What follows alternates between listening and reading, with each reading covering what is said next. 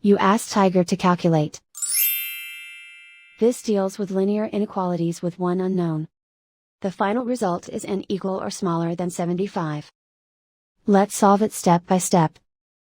Group all constants on the right side of the inequality. Add 2 to both sides.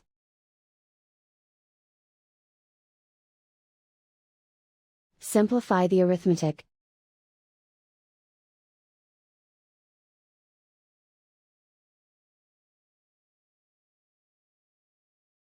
Isolate the n. Multiply both sides by 3.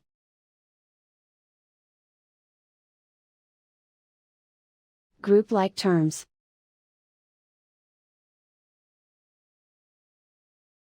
Multiply the coefficients.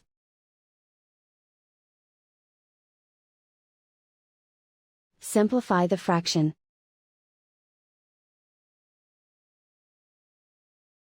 Simplify the arithmetic.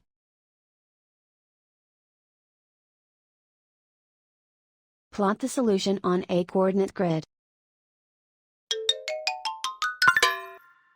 And so the final result is n equal or smaller than 75.